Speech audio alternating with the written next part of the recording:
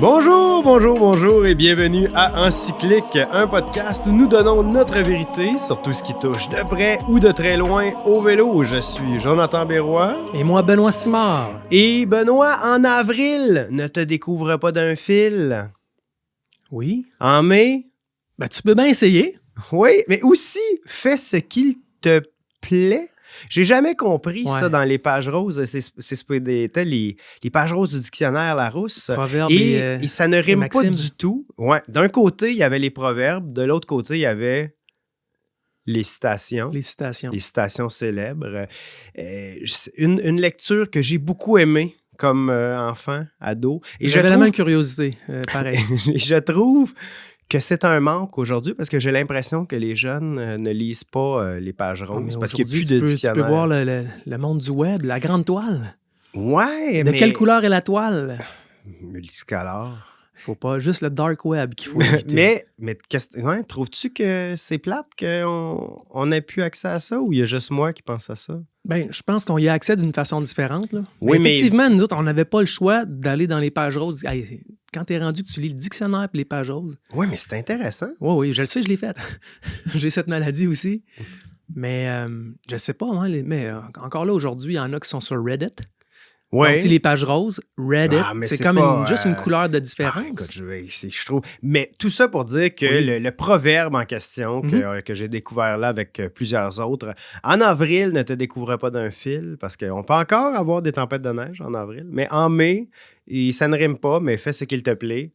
Et aujourd'hui, on va parler d'habillement. C'est vrai, ça? Sérieux? C'était en mai, fais ce qu'il te plaît? C'est fait ce qu'il te plaît, ouais, mais ça rime pas du tout. Mais c'est ça, je sais pas pourquoi que ça a passé à l'histoire. Moi, je préfère ma version de en mai, tu peux bien t'essayer. Oui, c'est vraiment mieux. Hein? C'est vraiment Merci. mieux. On va écrire à Larousse 186, on va leur dire.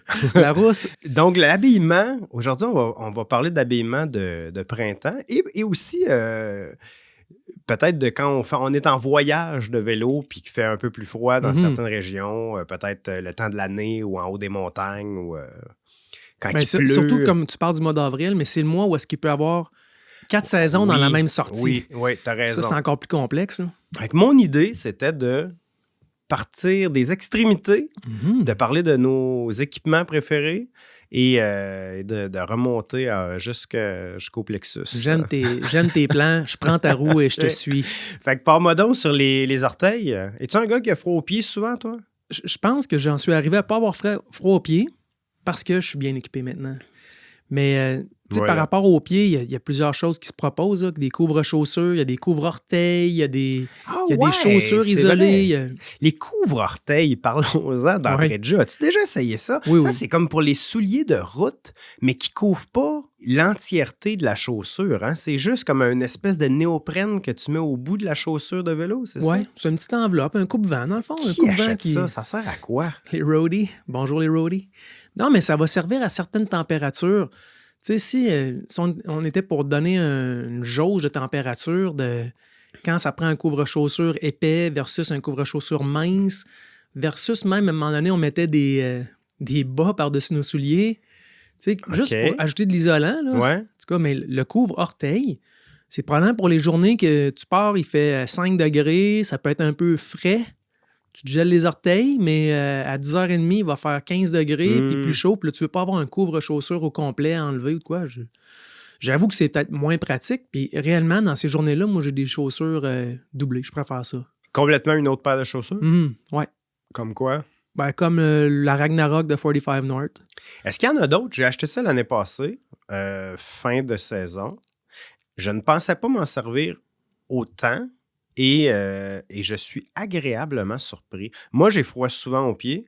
Puis là, je l'avais utilisé une fois à l'automne. Et là, ce printemps, là, ça fait déjà ça va devenir tes meilleurs amis. Vraiment, ça fait là? déjà plusieurs fois. Puis je trouve que peut-être moins en voyage, là, parce que tu vas pas traîner une deuxième paire de chaussures, c'est ça. je comprends. Donc là, dans ce cas-là, l'espèce de couvre-chaussure en néoprène ou autre mais moi, c'est complet, là. Ça serait Ouais, pas ouais. juste Ouais, pas avec les orteils. Un mais couvre-ongle. ici, à la maison, j'aime bien ça. Il y a certains modèles qui montent plus ou moins haut. Il y a comme le tall, le normal. Dans ce Ouais, modèle-là en moi, je particulier... pense qu'il y a plusieurs compagnies qui proposent des souliers comme ça. Hey, Lake, la compagnie Lake, Ah ouais? ils ont un soulier comme ça, eux. Je pense que c'était les premiers que j'ai connus, moi, là, une vingtaine d'années, qui avaient des souliers isolés. Puis c'est le même principe. C'est comme comment tu dis ça, le thermique, là, le therma... C'est quoi le... Le néoprène qu'ils vont utiliser des Non, fois mais pour à l'isolation. l'intérieur, il y a comme une mini-couche, tu sais, ils vont dire des fois... Tinsulate. C'est ça, Tinsulate, X c'est nombre une de marque. grammes de Tinsulate à l'intérieur. Ben, Tinsulate, c'est une compagnie, ou c'est 3M, je pense, qui Ah oui, fabrique oui, le oui, c'est Tinsulate. ça, Donc, ouais. c'est un type Truc d'isolant. Dépendamment de l'épaisseur qu'ils vont utiliser, ça va donner plus ou moins d'isolation. Là. Mais oui, Tinsulate, c'est un produit qui est reconnu pour l'isolation. Donc, moi, c'est le même modèle, en fait, que toi, là, puisque je magasine chez vous. Ça des bons contacts. Le 45 North, Ragnarok, fait que je me sens comme un viking en roulant. Et, on affronte les tempêtes. mais ça, c'est vraiment entre deux saisons. C'est pas une chaussure d'hiver, c'est comme légèrement... Écoute, il y a des gens qui s'en tirent avec ça l'hiver, peut-être avec des trucs chauffants dans les pieds en plus. Ça peut permettre, dans le fond, d'étirer là, la plage de température idéale pour ça. Mais d'après moi, ça va aller, dépendant d'une personne, là, mais de 0 degré à 7-8 degrés quand il pleut. J'aime bien que, comme une chaussure d'hiver de fat bike, c'est complètement... La botte à l'intérieur, le chausson est complètement isolé, imperméabilisé. Donc, l'eau ne peut pas rentrer par en dessous, comme c'est le cas avec les chaussures. Le problème avec des choses comme ça, par exemple, ils ont beau les faire les plus étanches possibles, plus ça va être étanche, plus tu vas faire de l'eau en dedans. Ouais. Donc, je sais pas. Puis ça, on pourrait en parler pour les vêtements aussi tantôt imperméables, là, mais autrement dit, si la chaussure est trop étanche, est-ce que c'est une bonne ou une mauvaise chose? C'est vrai. Mais je pense que dans ce cas-là, je trouve que c'est très, très bien, en tout cas pour les températures, comme tu as mentionné, entre 0 et 10 là, qu'on a présentement.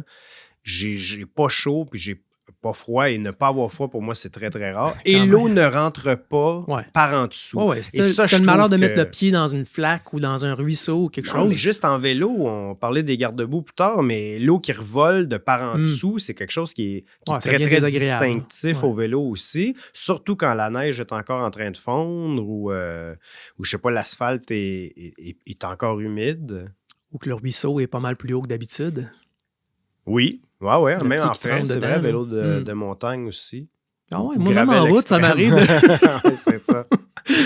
Oui, je sais, j'ai déjà fait des sorties de route avec toi qui ne touchaient pas beaucoup. Il y avait un chemin sur la carte. Oui. OK, ces souliers-là, tu me parlais de Lake. Est-ce qu'il y en a d'autres qui te viennent en tête? Écoute, pas tant. Lou Garneau en font.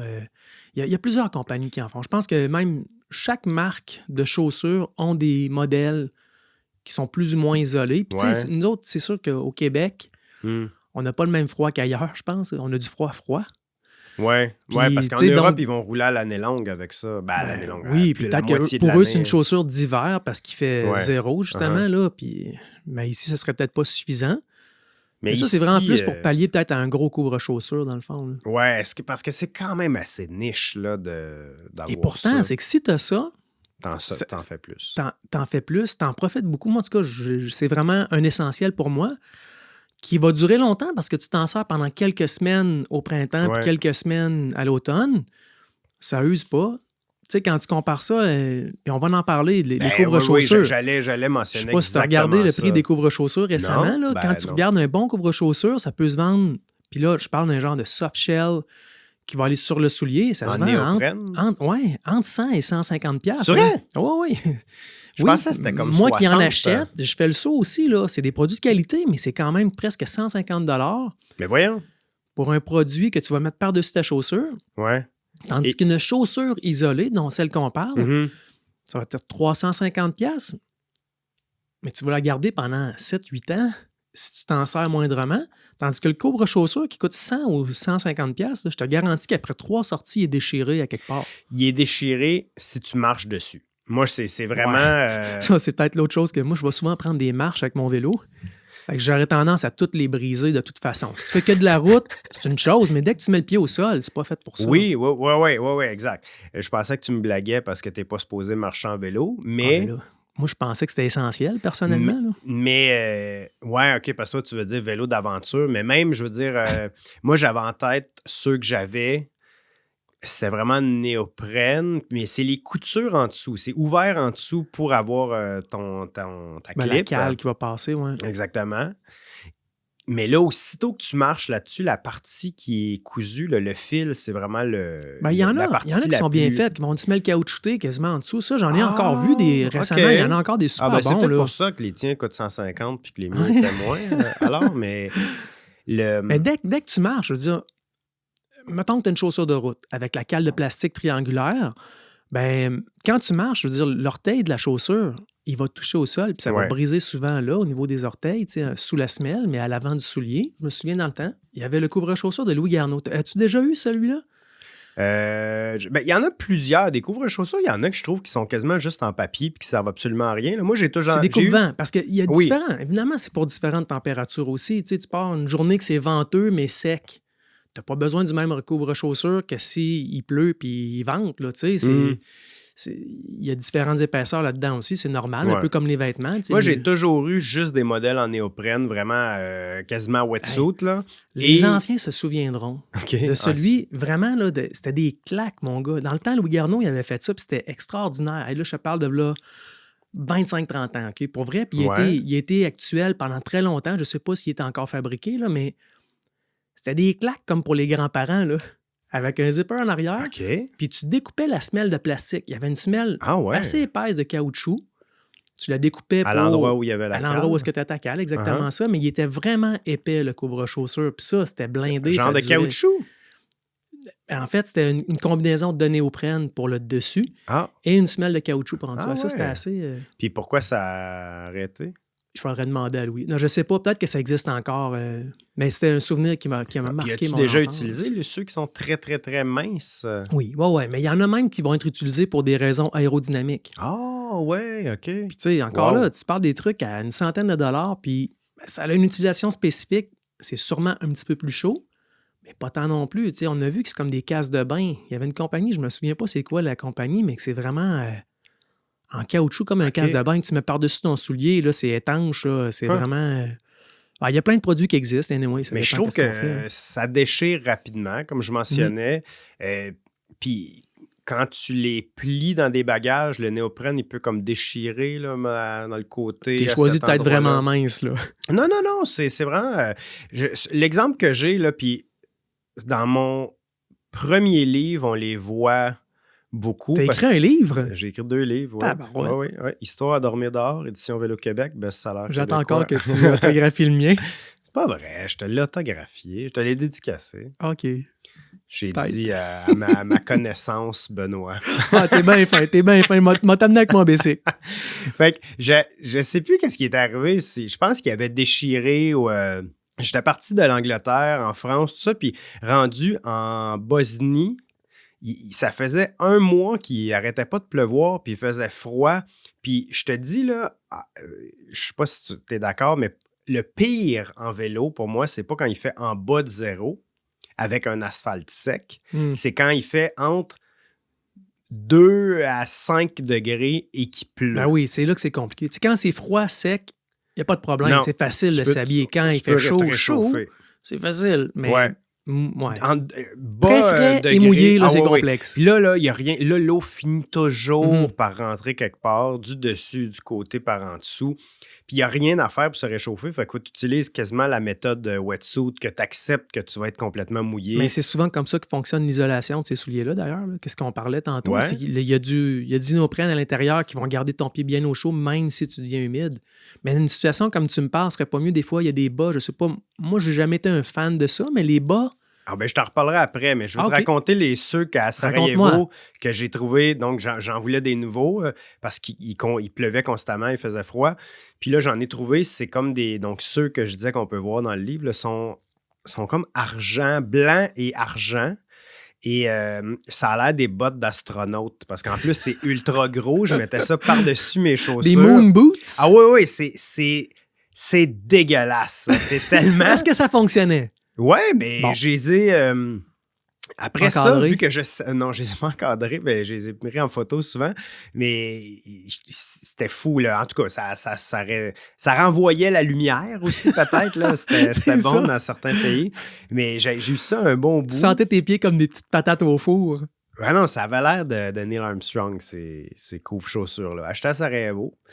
Mais là, tu parlais, donc ça, on parlait de couvre-chaussures qui est bien, qu'il faut faire attention, dépendant du modèle, pour pas qu'il Ben, la les couture abîmer. en Ben dessous, ouais. exactement. En fait, peut-être que quelqu'un qui ferait essentiellement que de la route peut se permettre d'avoir un couvre-chaussures, d'investir dedans. Mhm. Il va durer plus longtemps parce qu'il ne marche pas avec. Mais je pense que dès qu'on implique un petit peu de marche à côté de son vélo, que ce soit même en cyclotourisme ou quelque chose comme ça, tu sais, que tu vas débarquer, tu vas aller... À l'épicerie, même pas nécessairement marcher Non, à c'est côté ça. du vélo. Ben ça, peut-être à ce moment-là, il faut vraiment envisager une semelle qui va être plus robuste, plus solide, parce que sinon, on n'aura pas pour notre argent. Les bas, à l'intérieur, je pense que il y a différentes choses. OK? Un autre truc que j'avais, que je mets souvent encore, c'est Specialized qui faisait ça, ces bas-là, mais il y a plein de marques qui en font. Puis c'est des bas en Gore-Tex, mais très, très minces. Puis ça, je mettais ça par-dessus mes bas en mérino, à l'intérieur de mes souliers. Puis Ben ça, c'était pour c'est couper comme... le vent. C'est Oui, pour isoler le oui, vent, mais- puis garder ta chaleur. Ouais, mais ça, j'ai roulé des journées de temps avec ça. Puis même des fois avec le couvre-chaussures en néoprène, des fois sans. Ça fait. Puis rendu à 2-3 heures, peut-être que là, il fait rendu trop chaud. Là, je l'enlevais, mais c'est sûr que ça respire moins, mais ça bloque quand même le vent. Puis Puis j'aime l'avantage bien en ça. voyage, c'est que tu peux le faire sécher facilement, Ouais, j'imagine. puis il est très, très petit. Contrairement à... il y a d'autres marques comme des bas comme Sealskin Mhm. qui sont... Ça, j'ai eu ça aussi. Peu qui sont utilisé. vraiment... Je suis pas là, un ça, fan. c'est pratiquement des trucs de rafting. Ça peut servir pour ça, absolument. Du Ouais. kayak, toutes sortes d'activités où est-ce que C'est tu es un mouillé bas- pas mal, là. C'est un bas qui est long, puis qui a même une espèce de bande en caoutchouc pour le garder sur ton mollet, là, Étanche. puis empêcher Ouais. que l'eau rentre à l'intérieur Mhm. du bas. Mais ça, je trouve que moindrement que tu as chaud, T'es trempé. ouais, le tissu à l'intérieur, mais c'est un peu le principe du wetsuit, Ouais, ça. Mhm. Ça, en as-tu déjà utilisé ou tu l'as essayé? Non, puis mais t'as dit, j'en ai eu. Puis franchement, je ne suis pas un amateur de ça. Non, Mais moi non ça va plus. être vrai un peu pour qu'est-ce qu'on va parler des vêtements aussi. Des vêtements imperméables. Ouais. Donc, tu sais, c'est imperméable, mais tu viens mouiller en dedans. Alors là, c'est qu'est-ce qui est mieux? Est-ce que tu es mieux d'utiliser des trucs en laine de mérino ou en Ouais. laine qui vont rester chaudes, Ouais. même si c'est mouillé? Moi, je suis plus fan de ça, personnellement. Mhm. Donc, tu sais, ça serait plus vers là que j'irais. Puis c'est un peu pareil pour les mains aussi. Les mains sont sujets au même type de froid que les pieds. Ouais, C'est des extrémités. Un peu différent. Je veux te raconter une des premières fois que j'ai réalisé que mes pieds étaient un élément faible de mon anatomie. Dans les mois ou l'année qui ont précédé mon départ, là, mon tour du monde, j'essayais de tester dans Quand différentes tu étais aux conditions. ressources humaines à l'Orignal. Quand j'étais au Comté-Uni de Prescott-Russell. Oh. Puis, qui est à l'Orignal, effectivement. Merci. Tu as raison. Tes sources sont bonnes.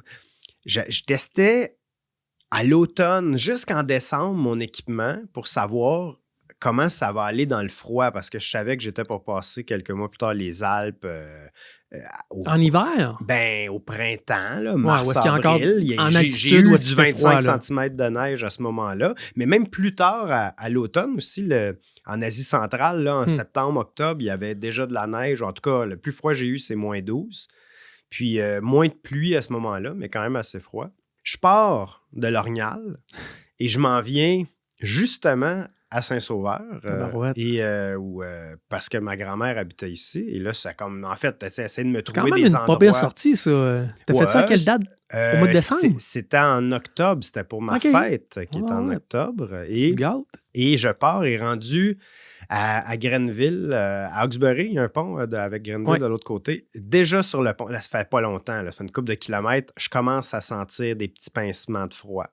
Et là, je continue, je suis sur la 148, là, sur le bord de la rivière des Outaouais. J'arrive à une la place qui est chute. extrêmement exposée, dans le fond. Ouais. T'as pas de place pour te cacher du vent. Exact. Rendu à la chute, je ne sens plus mes pieds et j'arrête dans un restaurant. Et je te dis, directement dans la salle de Les 2 pieds toilette. dans la toilette, oui. Genre de diner, là. Ben, pas dans la toilette, mais dans le lavabo. Je mets de l'eau chaude, puis un pied à la fois, comme 20 minutes de temps. ouais. Là. Et là, le monde, à un moment donné, commençait à cogner à la porte, comme OK, ça va. Puis ouais. Et je dis, tu sais, quand tes pieds reviennent à la vie, Ça picote, là. puis là, t'es comme. Ah oui, les petits pincements puis ils se de... mettent à enfler. Et là, je pense que je texte ou je sais pas quoi, parce que je disais, là, je vais être en retard là, pour mon souper de fête, là, mais je voulais vraiment continuer à le Puis là, faire, pas t'es à une abandonner. vingtaine de kilomètres de l'arrivée. Non, plus, quand même encore un petit bout. Mettons, j'étais à moitié chemin, là, il reste peut-être un 40, mais là, c'est la 3,29. Ouais. Des côtes, des descentes. Les descentes, c'est ça qui tue. Exactement, tu le réalises pas quand tu marches, Ouais. parce que ton pied est plus en mouvement, mais en vélo, les pieds et les mains, c'est comme si tu as tout le temps un vent là, de 30 km/h. Quand tu descends, là, ton vent pinçant qui rentre, j'avais tellement froid. Là, il a fallu que je révise. Puis j'avais pas je pense, les couvre-chaussures. Cette journée-là, tu as appris. Oui. Ça, c'est une des fois que je me suis dit, il va falloir que je révise mon équipement parce que sinon, ça ne marchera pas. Là. Ou ça va marcher, ça ne roulera pas. Mais de marcher, ça réchauffe les pieds d'ailleurs. C'est un petit jogging à côté de ton bicycle. Là. Oui, mais ça, souvent, je l'ai fait. Puis l'avantage des couvre-chaussures, c'est que tu peux avoir des chaussures de marche et quand même utiliser tes couvre-chaussures par-dessus. Si tu les prends un peu plus grand, là, souvent, ça m'arrivait de mettre mes souliers d'hiking là, en voyage, puis avec la quand même de mettre mes couvre-chaussures, là, c'est comme je dis, bon, peut-être que ça va les déchirer. Là, ça, c'est quand il fait moins 12, t'es à quelque part... Ben, je marchais 1 km, 2 km, juste pour essayer de bouger les pieds parce qu'il n'y a pas d'endroit. Là. Ça, je me souviens, c'est en Asie centrale, là, Tadjikistan, Kirghizistan. Ils peuvent bien briser vite, tes couvre-chaussures. Ouais, ben... Tu hikes. Avec moi, mais avec le vent, là, mettons 3 degrés en altitude, avec du gros vent, je sais pas, 60 km/h. J'ai marché des fois un certain nombre de kilomètres comme ça. Puis ça finissait par réchauffer à la fois le corps et les pieds. Mais mon événement à la chute, là... Oui, ton événement. Ben ça, j'avais pas dit au travail que je partais. C'était... Tu sais, t'es parti sur le break... Pendant que les uns vont fumer leur cigarette, toi, tu te dis hey, je m'en vais à Saint-Sauveur à bicycle. Non, mais ce que je veux dire, c'est que moi, j'ai pris ma décision de faire mon long voyage 1 an d'avance. Mais je l'ai annoncé seulement à tous à peu près 1 mois avant de partir. Okay. Parce que je négociais des conventions collectives ou je réglais des griefs, tout ça dans mon travail. Puis, je savais que si je disais 1 an d'avance, à personne telle date... t'aurait pris au sérieux dans tes négociations. Exact. Je ne serais plus là à partir de telle date. Bon, ben on s'en fout, on va négocier avec la prochaine personne ou bien on va essayer de tirer le plus possible. Fait que là, le monde, le lundi, qu'est-ce que tu as fait en fin de semaine? Tu sais, genre 23 octobre, il faisait -2. Ah, je suis allé en bicycle. À Saint-Sauveur. Ouais. Ça me fait penser quand j'étais allé aussi, j'installais mon vélo. Tu sais, j'avais une dynamo en avant pour l'électricité. Pour aller à Saint-Sauveur, là, ou non, mais ça, c'était ton voyage? Une autre anecdote. Okay, j'étais en train de préparer mon vélo. Puis, j'étais en train d'installer mon support à bagages, la patente. Puis là, je fais ma dynamo avec mon électricité qui va jusqu'à la lumière en arrière. Puis là, j'avais utilisé le Sport Expert là, à Hawkesbury. Puis là, eux, à Shop, parce que je travaillais là une couple d'années avant, ils me disaient comme pourquoi tu es en train de te patenter un vélo comme vraiment comme un tank, là, avec du stock pour transporter. C'est comme tu vas aller au dépanneur puis te ramener genre une 48 grosse bières. Ouais. Là, je suis quelque chose de même. Là. Juste un tour du monde. Non, mais je voulais pas le dire. Je voulais pas le dire à personne. C'est comme mon petit secret que, en tout cas, si tout le monde avait mis ces indices-là... C'est vraiment un vlimeux, Jonathan Berroy. Si tout le monde avait mis ces indices-là un par-dessus l'autre, il l'aurait peut-être figuré, mais les gens s'en parlaient pas. Oui? Ben c'est ça. Hey, tu me parlais de... Je sais pas si tu avais d'autres choses à dire sur les souliers avant qu'on passe aux mains. Non, mais essentiellement, c'est névralgique, comme tu viens d'expliquer. Si tu gèles des pieds, tu risques de pas aimer ta sortie. Donc, peut-être en résumé, si vous savez que vous allez marcher un petit peu, explorer, je pense que d'investir dans une chaussure isolée, c'est peut-être une super bonne affaire. Après ça, c'est de choisir la différente épaisseur si vous prenez un couvre-chaussure. Là. Ou même des bas plus épais ou d'autres bas aussi que tu peux jouer. Ouais. Ça s'applique peut-être pour les couvre-chaussures, mais également pour tout le reste qu'on va parler aussi, mais d'avoir un sac de cadre ou un sac de guidon, soit pour avoir plus d'équipements ajoutés ou l'enlever en cours de route? Je sais que c'est très, très mal vu en 2024, là, mais des bons vieux sacs de plastique, là, ceux qui veulent récupérer leur sac de plastique, traîne-en tout le temps dans Ok, ton ça, sac. je Dans voulais ton t'en sac, parler. tu te mets ça sur les pieds, mon gars, puis tu peux sauver ta ride. OK, vraiment? Parce que ça, mon père avait fait ça. Mon père, il ne jurait Ah, hein? que par des sacs de plastique. Puis par les bikes mini les rouges. Mais il se mettait des sacs d'épicerie, là, tu sais, dans le temps Oh, où ouais, tout le hein. monde en avait un sac d'épicerie rempli de 600 sacs d'épicerie qu'un jour tu vas Je utiliser. vais te faire visiter mon garde-manger. T'as encore tu vas ça? voir. Ben oui, certain. OK, parce que c'est rendu interdit. Reduce, Ça va être rendu reuse and vintage, recycle. là. Ouais, ouais. Donc, mon père se mettait ça, soit plus des sacs d'épicerie que des sacs de fruits. Pas un sac en papier, là. Non, mais tu sais, il y a des sacs de fruits, tu sais que tu peux. Mais il se mettait ça à l'intérieur. Donc, lui, son Gore-Tex, c'était coûtait 500. Ah ouais, mais là. c'est ça, du Gore-Tex, là, c'était un Puis, sac de il se faisait plastique un haut de nœud gamme. là. autour de sa cheville. Puis même, je me demande si ça n'était pas déjà mis par-dessus la tête. Là. Ou tu sais, des sacs de par-dessus le casque, là, des casques Oui, de bain. là, dans les hôtels, là, tu Oui, mettons oui, que pour des pas te casques mouiller les de cheveux, bain j'ai en- pas ce problème-là, là, en mais... Ziploc, là. Oui, Mais toi, as-tu déjà mis ça dans tes orteils? Ben, ah dans oui, tes certain, pieds? mais Ouais. oui, mettre un sac de plastique. Quand t'es en mode survie, mon gars, là, toutes les étapes sont envisagées. Moi, tu me racontes que t'as arrêté de mettre les pieds d'un lavabo dans un petit resto. Moi, je me souviens des aventures en Virginie, là, tu sais, où est-ce que tu vas rouler parce qu'il est supposé faire chaud, Ouais. puis que finalement, il fait plus froid qu'au Québec, puis il pleut. Sérieux? Ben écoute, oui, ça arrive. Genre de camp d'entraînement à quel mois, là? Ben, à ce temps, comme au mois d'avril, là, Uh-huh. il y a plusieurs camps d'entraînement on va là-bas pour rouler. Puis tu peux prendre une journée, il fait 25 degrés avec du soleil, puis le lendemain, il fait 0 avec de la pluie. Mais là, si t'es là, tu vas rouler, tu sais. Puis effectivement, arrêter dans un petit diner à quelque part avec 3-4 personnes autour de la machine à sécher les mains, là, le sèche-main, là, Ah oui, oui, oui. pendant une demi-heure, 1 heure. Là.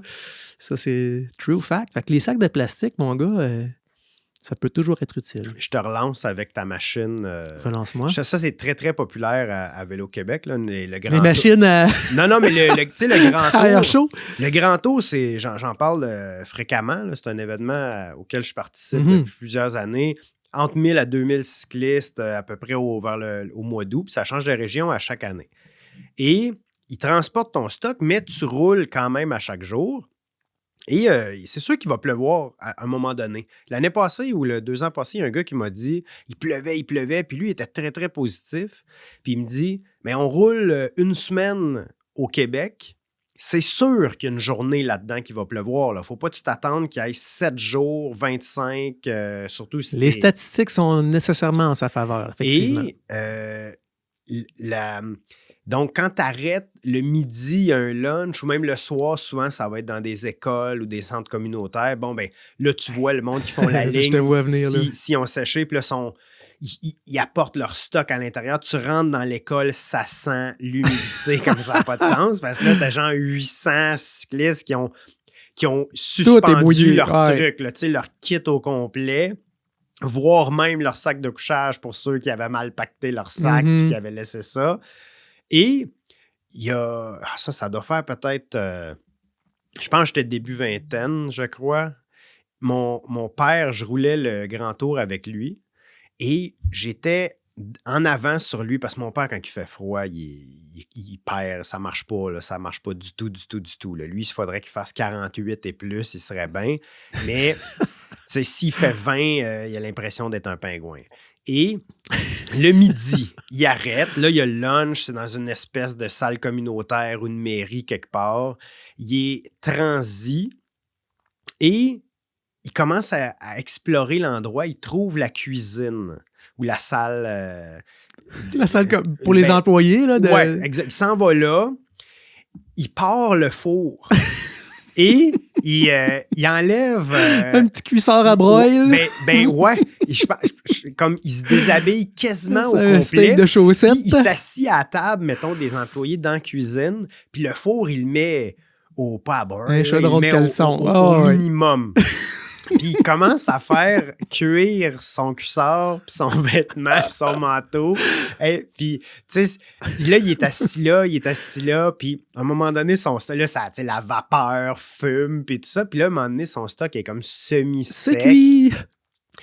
Il se rhabille, mais là, il y a comme, mettons, 300 personnes dans la salle qui ont fini de manger puis qui attendent. Puis là, mon père est convaincu que tout le monde attend qu'il arrête. Pour mettre leur linge dans le four? Non, mais peut-être, mais qu'ils attendent qu'il arrête de pleuvoir ou que ça se réchauffe ou je sais pas quoi. Puis là, à un moment donné, il y a quelqu'un qui dit « Qui parmi vous, OK, attention, qui parmi vous vont continuer à pédaler? » Mon père dit « Quelle question stupide. Tout le monde ici vont continuer à pédaler. » Tu sais, dans sa tête, lui, abandonner la journée parce qu'il fait froid ou parce qu'il pleut, c'est inconcevable. Il n'a jamais pensé que les gens pouvaient être en train d'attendre du transport par autobus parce qu'il était en hypothermie.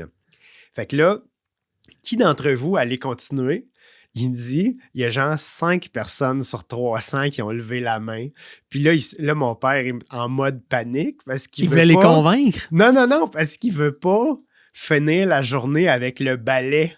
Tu sais, la dernière Il va personne... chercher les gens moins vite que lui dans la salle? Non, il s'est dit, faut que je parte plus vite que les autres. Je vais pas... Tu sais, quand le dernier qui arrive à la fin de la journée, là, que tout le monde a pris sa douche, puis que là, t'as le balai qui rentre, puis tout le monde t'applaudit. Bravo, Marcel, t'as fini la journée, hein, tu sais, t'as poussé. Mon père dit, no way que je vais être le dernier rentré puis qu'ils vont m'applaudir parce que j'ai passé 3 heures à faire chauffer dans un four mon cuissard. Fait que là, encore, tu sais, tout ce qu'il avait fait, ça a servi à rien parce qu'il pleuvait encore. Puis là, il est reparti à Belle-Pine. Oh, mais quand même, partir rouler mouillé ou partir rouler sec et devenir mouillé après 5 minutes, il y a une sacrée différence. Tu penses? J'ai l'impression que c'est mieux de jamais arrêter. Là, psychologiquement, si t'es mouillé avant de partir, c'est dur, là. Mais si lui, il venait de sortir du four, là, il est tout chaud, là, il est bien cuit, là. Ouais. Je pense... il peut pleuvoir après. T'es mouillé après 5 minutes, mais au moins partir sec, psychologiquement, je suis certain qu'il y a un avantage au moins de 4-5 watts. Pour les mains, notre deuxième extrémité, qu'est-ce que tu utilises? Ça, c'est compliqué pour les mains, mais il y a des gants qui vont utiliser. Des fois, on va prendre... Puis là, j'exclus l'hiver, mettons. Là. On parle vraiment de printemps, c'est parce que sinon, l'hiver, c'est des moufles. Moi, c'est inconditionnel. Ouais. Mais il existe plusieurs sortes de gants avec des isolants dedans. Il y a même des... Puis là, à savoir si ça vaut vraiment le coup, mais il y a des compagnies qui vont faire des gants en néoprène aussi. Encore là, une fois de plus, c'est que tu vas être mouillé, mais ta main va rester au chaud. Quand c'est mouillé, c'est compliqué. Il y a pas de... On s'en sort pas. Tu sais, les bons gants de cuisine... Là, j'allais te dire ça. Ben oui, c'est un classique. Écoute, les gants ça coûte jaunes rien, puis ça marche. Tu mets un gant de laine en dessous, un gant en laine dans un gant pour laver la vaisselle. Écoute, t'es en business d'habitude. Là. Puis ça, c'est probablement que c'est des journées où est-ce que t'es obligé de rouler, là, parce que... Ouais. Mais ça, c'est fou. Il n'y a rien. Moi, je n'ai jamais trouvé un gant qui bloquait le pincement du vent ou qui était aussi imperméable. Même quand ton gant il est marqué imperméable, là, l'eau va toujours finir par rentrer. Mais ça, là, un gant de cuisine... mais tu vas être mouillé quand même, mais tu vas être isolé du froid. C'est un sac de plastique, c'est un gant en caoutchouc. Tu seras pas... tu vas être mouillé, genre de transpiration. Ou un des problèmes, des fois, c'est que l'eau va arriver par tes manches puis elle va entrer par le poignet. Oui, mais pas si tu mets tes manches par-dessus ton gros gant de cuisine. Bon point. En tout cas. J'en avais longtemps. J'ai découvert ça en Autriche, puis j'en ai gardé des années de temps avec moi. Ouais, était-tu compatible avec le téléphone, tes gants? Non. OK. Mais j'ai aucun gant, je pense, qui est compatible avec le téléphone. Non, ça, juste puis même, de toute façon, tu sais, le maudit téléphone, quand il est mouillé, il n'y a rien qui marche non plus. Là. J'ai déjà été pris dans le parc des Laurentides, moi. T'as une autre anecdote. Okay. On en shoot un autre. Puis, j'étais parti, je partais de Saguenay, de Chicoutimi, dans ce coin-là, la baie, pour être précis, Port-Alfred, la rue des Sous-Bois. OK. Mais donc, j'étais parti, puis il s'est mis à pleuvoir au milieu du parc. Puis là-bas, t'es quand même un peu en altitude. Donc, il s'était mis à faire froid. Aucun endroit pour me changer. Il pleuvait, il ventait. J'avais du linge sec, mais il n'y avait aucun endroit pour se changer. Puis, tu sais, parce que je passais par la 175, dans le fond, par la route du parc. Puis la route du parc, ce qui est extraordinaire, c'est qu'ils l'ont toute refaite pour les gros camions. Donc, tu sais, ils l'ont vraiment... les montées sont très graduelles. Y a pas mais ils ont aussi nettoyé de chaque côté, là. T'as quasiment 100 mètres de chaque bord de la route qu'il n'y a plus d'arbres. Ils ont tout enlevé, tu sais, pour que ce soit... qui est extraordinaire. Oui, mais c'est extraordinaire pour un camion. Mais t'as aucun endroit pour te cacher. Il y a un endroit où est-ce que tu traverses, je ne me rappelle plus c'est à quel kilomètre, là, mais je pense que c'est pour monter vers le lac Saint-Jean. Il y a un viaduc. OK. C'est peut-être un des seuls viaducs que tu passes en dessous. Et puis moi, j'avais mis tout mon espoir dans ce viaduc-là pour aller m'abriter en dessous, tu sais, pour me cacher de la pluie le temps que je me change. Puis malheureusement, ça a fait comme un tunnel devant, fait que c'était encore pire.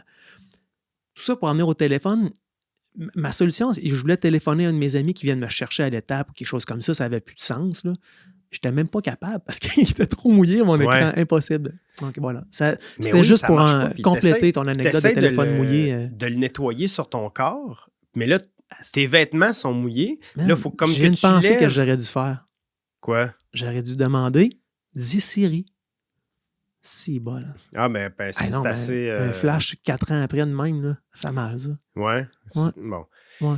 Mais ça m'est arrivé souvent que je savais même plus où aller, que j'utilise ma carte là, téléchargée hors ligne. Ouais.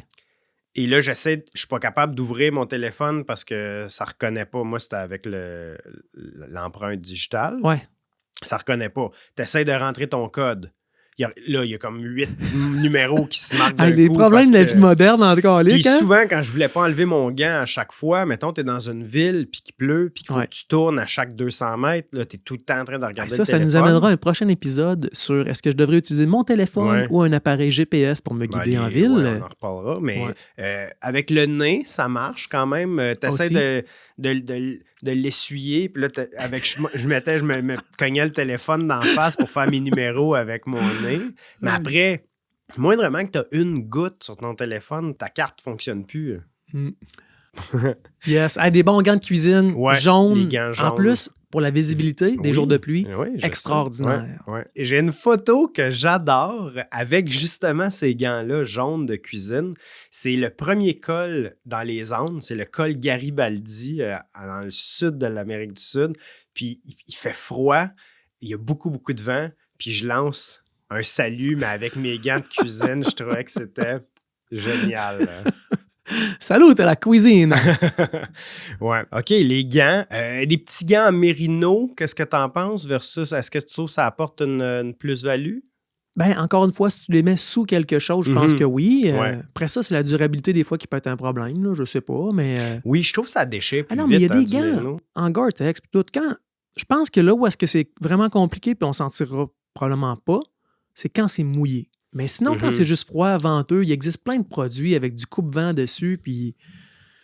Donc, c'est pas tant problématique, mais c'est quand c'est mouillé, puis t'es obligé de rouler. Là, c'est vrai. En fait, c'est là que toutes les options vont quand même être assez extrêmes de toute façon. Bon, ça nous amène à la tête. Ouais, ben tu sais, moi pour la tête, je suis un amateur de casquettes, j'aime bien ça.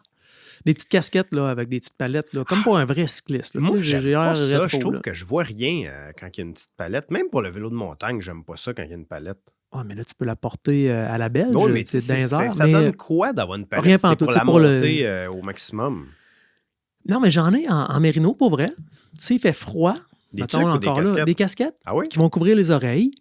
La petite palette, elle peut être intéressante des fois quand il pleut pour empêcher que l'eau tombe directement dans tes lunettes. C'est pour ça qu'elle est courte aussi. Là, mais non, moi, j'aime bien ça. Même quand il fait chaud, je vais porter des fois des casquettes pour qu'elle vienne mouiller. Elle devient mouillée, puis là, ça va te garder plus frais, peut-être. Pourquoi au Tour de France, tout le monde avait des petites casquettes avant, genre 80-90, puis là, plus personne en a? Parce que s'il n'y avait pas de cheveux, il aurait pogné des coups de soleil. Mais non, mais peut-être parce qu'une grande palette, ça n'aurait pas été aérodynamique. Une petite palette... non, mais il y avait la petite palette qui était vraiment cycliste. bon en bicycle, qui a mis ça, puis tout le monde a dit c'est cool. Tu penses que c'est juste le look? Non, c'est aussi l'esprit. L'esprit de la casquette de vélo, c'est quelque chose, ça. Ça a un âme. Mais sérieusement, quand il pleut, j'aime ça, mettre ça, absolument. Après ça, les compagnies, ils se cassent le cul pour avoir des casques qui sont super aérodynamiques.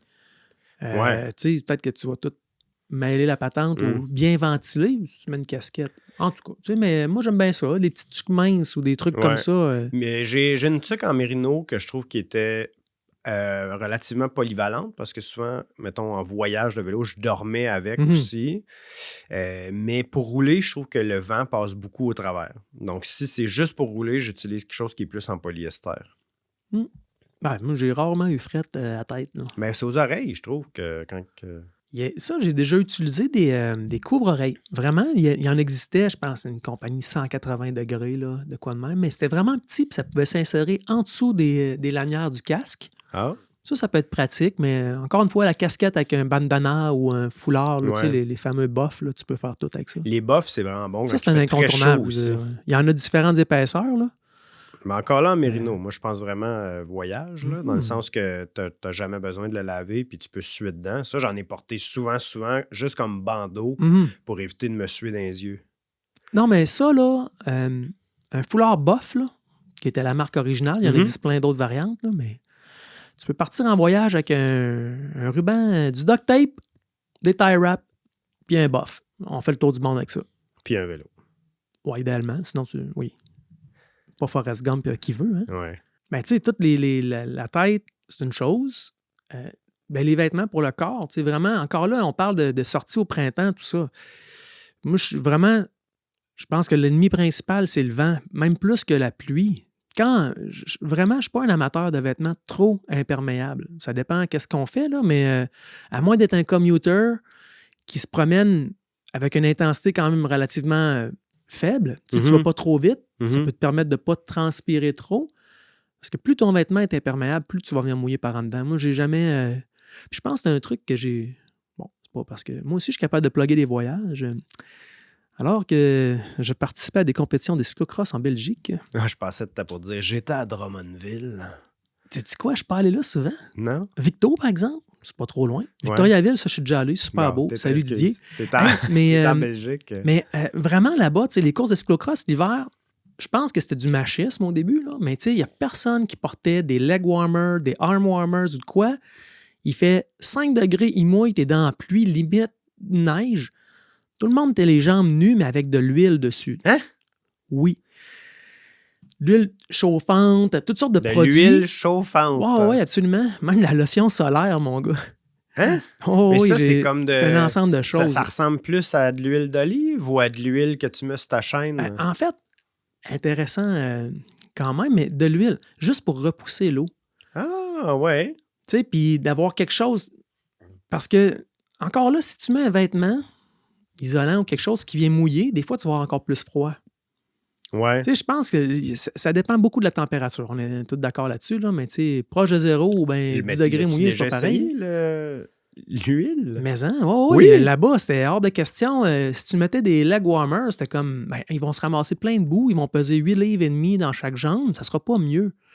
Donc, vraiment, il y a des produits chauffants qui existent. Tu sais, des crèmes chauffantes sur lesquelles tu mets de l'huile par-dessus pour vraiment... C'est hydrofuge. Mais de la crème chauffante, c'est juste c'est l'effet que ça te donne sur ta peau. Non, il y a des produits qui vont utiliser... Hey, là, par exemple, tu me fais entrer dans les mots scientifiques, je pense que c'est de la capsicine ou je sais pas trop quoi, là. Il y a des produits qui vont vraiment... Ça va faire... Ça a un effet chauffant sur la peau. Ouais. Oh oui, il y a plusieurs marques qui vont vendre ça. Elles ne me viennent pas en tête des noms là, comme ça, là, mais Sport Balm, entre autres. Mais moi, ça, je carburais à ça, là, surtout à l'automne, dans les courses de cyclocross, quand c'était mouillé, tout le kit. Tu ne veux pas mettre des vêtements qui vont accumuler l'eau puis la boîte. Donc, tu masses les jambes avec une crème chauffante, tu rajoutes une couche d'huile par-dessus ça, puis t'es parti. Okay. Fait que dans certaines sorties, autrement dit, tu sais, encore là, entre un commuter qui s'en va au travail... Oui, il ne mettra pas de l'huile. Ouais, c'est ça, tu sais. Puis ou toi qui vas faire une sortie d'1h30, 2 heures intense, on ne s'habille pas pareil, c'est clair, là, mais par rapport aux vêtements, je pense que là aussi, ça va dicter un peu le choix qu'on va faire. OK. Tu as parlé de leg warmer. Il y a je ne sais pas comment tu appelles ça, l'équivalent pour les bras aussi, là, le elbow warmer. Le arm des jambières et des brassières. Non, mais c'est quoi un bras? Voyons. Ben, arm, mais... Non, mais on est francophones, on n'est pas des Français de France. Un bras warmer. Oui. Un chauffe... je pense que ça serait peut-être un manchon. Merci. C'est un manchon. Oui? Oui. Oh, oui, c'est vrai, un manchon. Le truc que les Russes aristocrates, là... là, je sens que oui. Non, mais... Tu sais, imagine une madame russe aristocrate Avec des manchons en bessic. avec un chapeau en fourrure, là, puis un gros manteau de Mhm. fourrure. Puis là, pour pas avoir froid dans les mains, elle a une espèce de cylindre en fourrure aussi. Ouais, là. ouais, ouais. Elle se mettrait les mains là-dedans. Ça là. serait un manchon C'est aussi? un manchon. OK. Et l'autre juste plus chose qui serré. s'appelle un manchon, c'est quand tu vas chez Tim Hortons ou autre, là, et qu'il y a une espèce de cylindre autour de ta tasse en carton. Ouais. Ça aussi, c'est Ben un oui. manchon. Une sleeve, un manchon. Ouais, tout est beau. Ouais. Voilà, ça c'est Tu vois, bon. ça valait la peine de regarder dans le dictionnaire les pages roses puis les proverbes, tout ça, parce que, à quelque part, c'était ça à la fin ou au milieu, ça? Dans le milieu. Ah, OK. Peut-être que la lettre M, où est-ce que était manchon, devait être là, juste non, avant non, ou non, après la section. Là, t'es complètement dans le champ, mon Ouh. gars. Là, t'es en train de me dire que t'as jamais regardé. La première section, c'était non commun. Après, t'avais les pages roses. Puis après, t'avais en fait d'autres pages d'une autre couleur. Parce que page rose, c'était avant les proverbes. Les citations, c'était une autre couleur. Et après, t'avais les noms propres. D'accord. Et à la fin, t'avais les drapeaux. Merci de faire mon éducation. Je l'apprécie sincèrement. C'est vrai, à tous. Bon, manchon, je trouve que... Là, ça, c'est pratique. Ben moi, j'allais dire que j'haïs ça. Hein? Ça descend tout le temps. Là, va au gym, mon homme, entraîne-toi. Don't skip harm day. Justement, ça serait le contraire. Non, mais il existe différentes choses. Bon, ouais, je vois où est-ce que tu peux en venir avec ça. T'es tout le temps en train d'y tirer. Écoute, il y en existe. Là, il y a une mode actuellement où est-ce qu'il y en a qui vont être faites justement en laine ou qui vont être tissées. Oh! OK? Donc, mais ça, tu parles vraiment dans le grand public ou les affaires de course en Italie là, non, les grand vieux public. vélos? Il y a plusieurs, il y a différents trucs, mais il en existe aussi qui vont avoir des manchons ou des jambières qui vont avoir une bande en silicone ou un produit qui va aider à adhérer mieux. Même là, je trouve ça descend. Oui, il faut les replacer. Je veux dire, sinon... Tu finis tout le temps par avoir ça autour de la cheville ou du mollet ou du T'as des jambes en tuyau. Non, mais en plus, c'est vrai, on a les jambes en triangle. Je veux dire, tu sais, comme en cône. C'est sûr que c'est pensé pour glisser. Tu dis, entraîne-toi. Mais si tu t'entraînes, tes cuisses viennent plus grosses, puis ça fait, justement, ça devient encore un plus gros triangle. Bon, arrête de t'entraîner de bord. Je vais arrêter de m'entraîner, là, justement. Hey, t'étais si bien parti. J'avais au moins 20 km de fait. Mais encore une fois, le fait qu'il existe différents petits matériaux qui vont aider peut-être à adhérer plus, puis évidemment, ceux qui ne se rasent pas les jambes ou qui se rasent les jambes, peut-être que ça va mieux adhérer sur la peau que sur des poils. Ah, OK. Avoir un cuissard qui va se serrer par-dessus aussi, c'est vrai. Ça va aider à tenir en place. Puis là aussi, il y a des bandes en silicone ou des bandes de... Ouais. Et c'est là que ton duct tape prend. Et voilà, duct tape. Regarde, duct tape. Un tie wrap, ça serait peut-être un peu plus complexe, là, mais duct tape. Bon. Pourquoi pas? Ça, mais ces manchons-là puis ces jambières-là, qu'est-ce qui est vraiment pratique, à mon avis, là, encore une fois, on débute une sortie, il fait 5-6 à l'ombre le matin. Rendu vers midi, il fait 12, 15, 20 degrés. Ben là, si tu as emmené un chandail ou un manteau, puis on parle pas de voyage, là. Même en voyage, c'est pratique, ça prend moins de place, mais tu peux l'enlever, le mettre dans ta poche, puis continuer. Tu sais, c'est facile. Là. Après ça, où est-ce qu'on pourrait avoir une discussion? C'est l'importance du knee warmer versus le leg warmer. Voilà. Ah, c'est parce qu'il y en a des super petits. Il y en a qui vont couvrir essentiellement que le genou et qui s'arrêtent au mollet. Ça n'a pas de bon sens. Ah, ça paraît bien si c'est un beau mollet, là.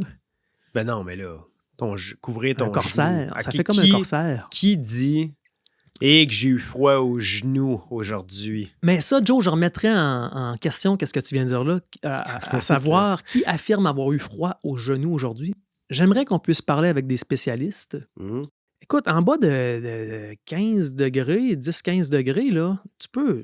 Le genou, c'est pas une place qui a beaucoup de vaisseaux sanguins là. Mais t'as comme te blesser. Dans l'os, c'est ça? Ah non, pas dans l'os, mais tu peux geler. Tu peux te blesser tant qu'à moi. Les tendons ou de quoi, si c'est pas bien réchauffé. Moi, j'aurais tendance à dire que couvrir le genou, c'est très, très important. Peut-être le tibia, ça fait peut-être moins mal, là, mais le genou, les morceaux qui bougent dans ce coin-là qui valent la peine d'être tenus au chaud, quoi. OK. Ah oui, absolument. Ça, parfait. Ça nous amène où? Au corps? Ben, le corps, encore là, les vêtements, oui, imperméables, etc. Mon père, là, quand... Oui. quand il sortait ses affaires du four, avant d'aller sur rouler. Son manteau de pluie, je ne sais pas si tu t'en rappelles. Il y avait un Louis Garneau en plastique qui a bien fondu au fond du four. Il y avait un Louis Garneau en plastique transparent. Transparent épais, avec là. du filet blanc sur le côté. Pour la ventilation. Écoute, ça, là... Puis il y a une espèce de velcro en avant. Oui. Ça, Ce manteau-là, il coûtait 20 et Il était vraiment imperméable. tu le mettais, puis 4 minutes après, il était mouillé. Comme il y avait des gouttes de s'il n'était pas condensation transparent, à ça aurait fait la l'intérieur. même chose. Fait que celui noir en plastique que tu achètes fait exactement la même chose. Là. C'est juste que c'est un bon exemple pour voir qu'est-ce qui se passe ça quand tu as n'a- quelque chose de trop imperméable. Ça n'a aucun sens, ce manteau-là. Ben, tu sais, peut-être la ventilation aidait. Mais encore une fois, c'est de devenir mouillé, mais de garder ton eau au chaud. Même quand il pleut, je préfère avoir des vêtements qui sont moins imperméables, mais qui vont couper le vent. Quitte à ce quand je vais arriver à un endroit, je vais me changer puis me remettre du linge sec. Ouais. Le plus rapidement possible. Bien plus que d'avoir quelque chose qui est imperméable, qui de toute façon, puis ton imperméable à 20$ ou ton Gore-Tex à 600, là, il fait exactement la même affaire, sauf qu'il coûte 580$ de plus. C'est... Non, mais peut-être que les matériaux, entre parenthèses, respirants, là, Ouais. jusqu'à preuve du contraire, ils ne respirent pas. Je viens de briser un mythe aujourd'hui, là, il n'y a pas de poumon là-dessus. Mais même eux, ils vont laisser passer une humidité ou de l'eau, mais pas au rythme qu'on fait du vélo. Quand tu fais, peut-être que si tu es couché sur le dos et tu ne bouges pas, peut-être que là, il va y avoir de l'humidité qui va sortir par les pores du vêtement, là, mais come on. Quand tu fais du vélo, tant qu'à moi, il faut que tu acceptes que tu vas être mouillé. Alors, autant mettre un sous-vêtement qui va être isolant, soit la mérino ou bien du bon vieux polypropylène, puis quelque chose qui va te garder au chaud même quand c'est mouillé. Quand j'étais en Asie de l'Est, Chine, Taïwan, c'était l'été. T'es allé à Taïwan? C'était à la fin de l'été, cesse de blaguer. Et il faisait très, très chaud. J'avais envoyé beaucoup de mes vêtements plus chauds au Japon ou alors là, chez un de mes amis, oui. Mais tu t'envoyais des boîtes, dans le fond, pour pas traîner tout le temps? Oui, mais c'est quand même rare. Là. J'ai peut-être fait ça juste 2 fois, mais c'était un endroit où je savais que pendant des mois, il était pour faire très, très chaud. Puis là, j'avais un contact, j'envoyais ça chez mon ami des mois d'avance au Japon, où j'étais pour le... Là, il était pour faire plus froid. Mais là, en Corée du Sud, il y a un typhon. C'est une tempête tropicale, mais là... C'est juste une petite affaire plus petite qu'un gros fonce, là. On est de même, désolé. Donc, il y a une tempête. Ben, c'est un ouragan, là, en Asie, ils appellent ça un typhon. Mais là, il y a de la pluie, puis la température tombe de genre 20 degrés. OK? Il fait super froid. Tu passes de 35 à 5, là? Ouais, mais il fait ultra froid. 30 degrés, mais mettons 20, je comprends. Il pleut, là, comme le ciel te tombe sur la tête. Mais là, j'avais plus de vêtements chauds. Fait que là, cette journée-là, une des rares fois où j'ai fait ça, c'est que je me suis trouvé, j'ai demandé un sac à vidange. J'ai fait des trous pour les bras, un trou pour la tête. Classique. Puis j'ai mis ça en dessous de mon manteau, justement pour reproduire le manteau Louis Garneau. Oui. Ton manteau à 20$, il coûtait 5 cents. C'est encore plus économique. Oui, c'est ça. Donc, ou comme mon père qui mettait ça ou toi. Là, lui, mets-le pas dans le four, par exemple, ce manteau en plastique-là. Mais pour vrai, ça m'a quand même sauvé. Clairement, c'est comme le sac de plastique dans les souliers. Ça fait le travail pour un certain temps, en tout cas. Puis oui, ça bloque, ça respire pas, mais quand t'es gelé, rendu là, tu veux juste essayer de garder le plus de chaleur possible. Alors, amenez des sacs de poubelle. L'année passée, il y a un truc que j'ai acheté aussi, qui est une mini-veste.